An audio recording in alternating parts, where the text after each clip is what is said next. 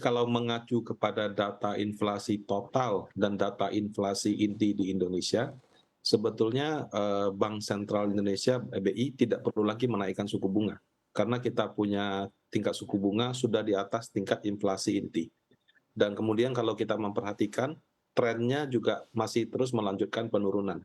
Jadi kalaupun Indonesia menaikkan suku bunga, ini semata-mata untuk menyesuaikan dengan tren suku bunga yang terjadi di Amerika Serikat.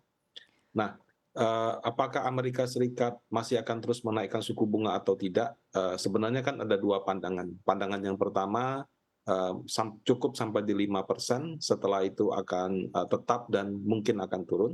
Satu lagi mengatakan bisa aja di atas 5%, seperti itu. Nah, kalau misalkan di atas 5%, menurut kami ada kemungkinan BI akan menyesuaikan suku bunga, tapi menurut saya tetap kemungkinan itu kecil. Kenapa? Karena memang inflasi di Amerika Serikat di atas ekspektasi, tapi masih terus melanjutkan tren penurunan. Menurut saya mungkin hanya market yang bereaksi terlalu berlebihan terhadap data inflasi tersebut. Baik Pak Rudi, tapi jika kita melihat begitu ya, nampaknya memang The Fed ini akan terus agresif begitu ya untuk menaikkan suku bunga acuannya, artinya akan selalu ada sikap hawkish kalau kita lihat begitu seperti apa yang disampaikan oleh The Fed. Tapi menurut Anda sendiri, jika akhirnya nanti The Fed kembali menaikkan suku bunga acuannya, langkah dan sikap apa yang sebaiknya diambil oleh Bank Indonesia untuk melakukan penyesuaiannya? Artinya kan spread tetap harus dijaga, Pak Rudi. Ya, sekarang kan kita tinggal lihat pada saat tingkat suku bunga Amerika dinaikkan, pada waktu itu kursnya berapa?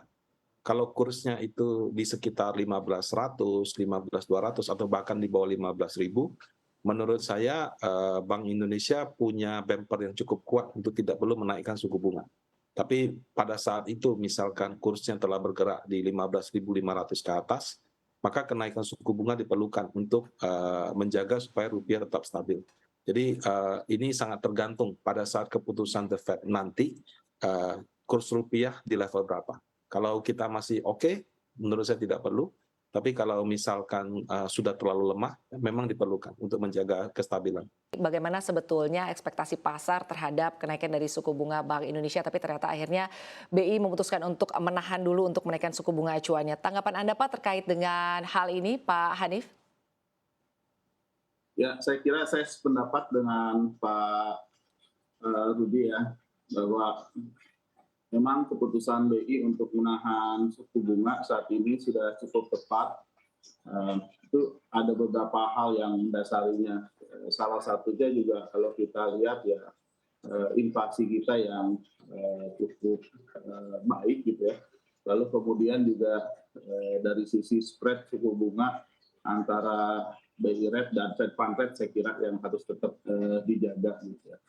Nah, di lain itu juga mungkin karena melihat juga mata uang rupiah ya yang cukup stabil di level 15 ribuan. Baik, Pak Hanif. Begitu. Ya, Pak Hanif, untuk saat ini Pak, sebetulnya kan sebut saja ini adalah era suku bunga tinggi begitu ya, dan kita lihat juga era suku bunga tinggi ini sudah berlangsung cukup lama. Kita lihat beberapa sektor begitu ya Pak di tahun 2022 sangat-sangat terdampak dengan suku bunga tinggi ini. Sebut saja sektor konstruksi dan juga sektor teknologi. Nah, untuk di tahun 2023 ini, sektor-sektor mana saja yang akan terdampak dan sebetulnya apakah kita lihat memang tekanan-tekanan ini akan cukup berlangsung lama terhadap sejumlah sektor yang ada di BEI? Ya, kalau melihat dari pergerakan harga saham, memang ada dua sektor ya yang terkena cukup dampak, yaitu saham teknologi dan saham konstruksi gitu. Cuman kalau kita ingin lebih dan yang diuntungkan adalah kemarin ya sektor komoditas dan perbankan. Kalau sekarang karena sudah mulai easing ya, inflasi kita juga tahun ini kan besarnya karena kenaikan harga BBM ya. Kita akan kembali ke domestic market gitu ya, seiring dengan penurunan harga inflasi. Kira-kira sektor yang diuntungkan ya perbankan, consumer yang lebih ke domestic oriented. Gitu.